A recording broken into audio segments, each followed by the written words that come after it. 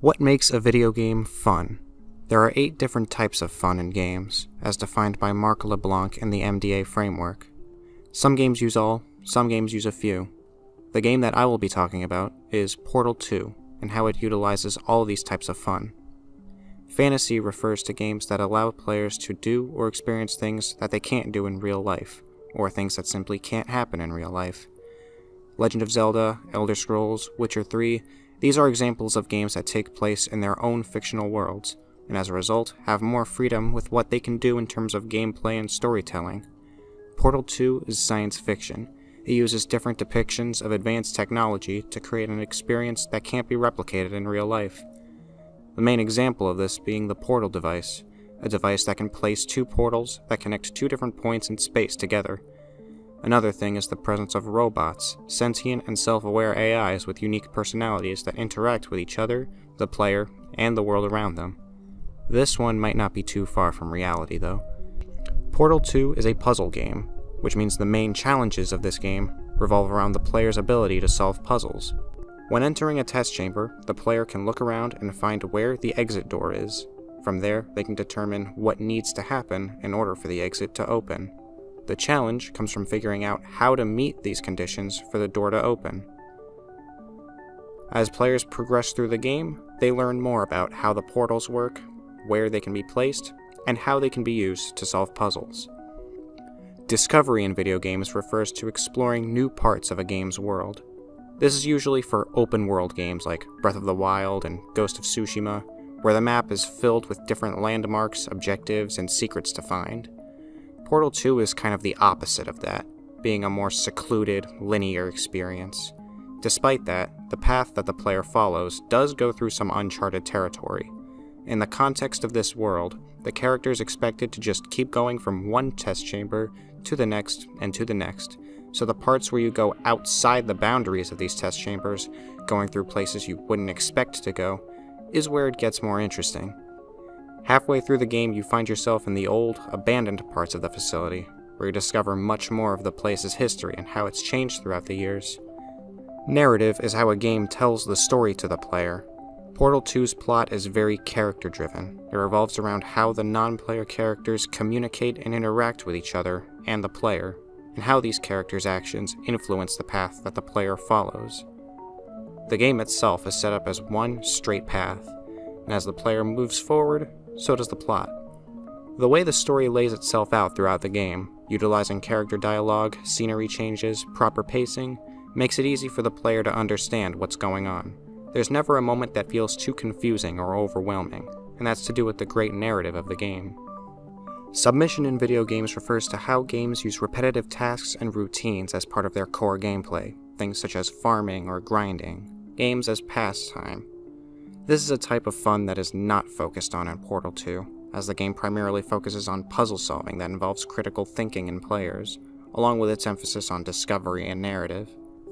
You could say the game has a certain rhythm to how the tests are laid out, going from one test chamber to the next until the game takes you through a different path, after which is the next set of test chambers, and so on.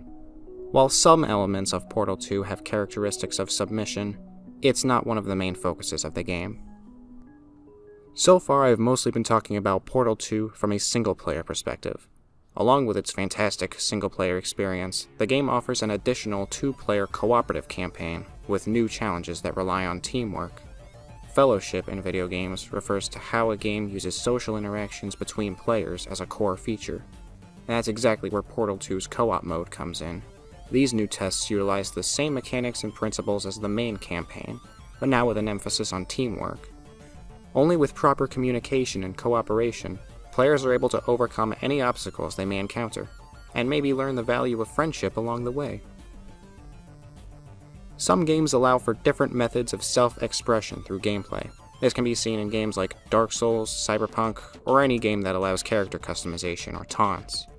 This isn't much of a focus in Portal 2, as a game focused on using portals for puzzle solving doesn't really call for anything like that.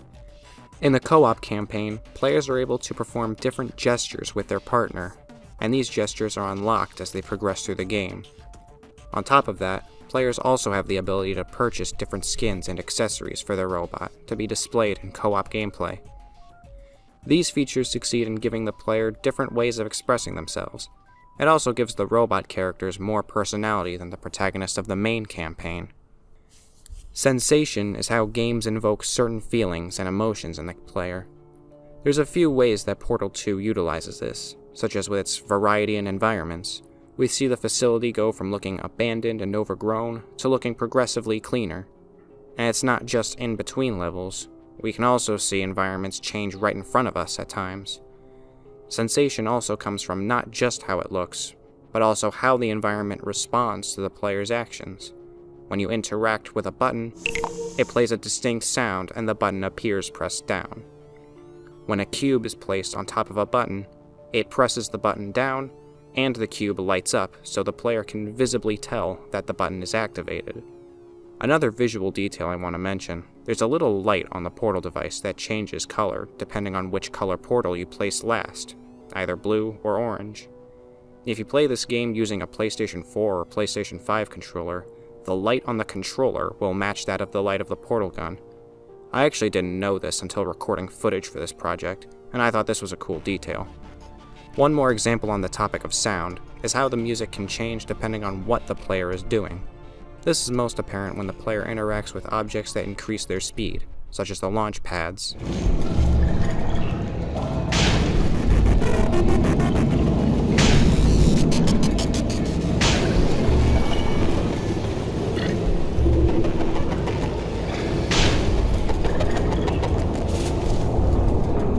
And the gels.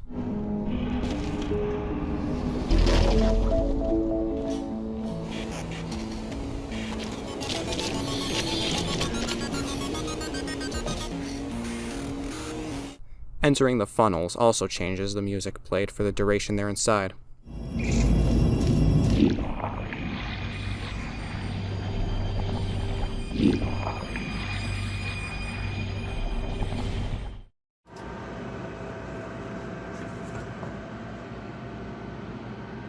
I am going to enjoy this cake so much. I can't wait to dig in and... Oh, I need a fork. 1 second. Just gonna check the cabinet. Okay, no fork. Alright, well, what just happened? What's going on? What just happened?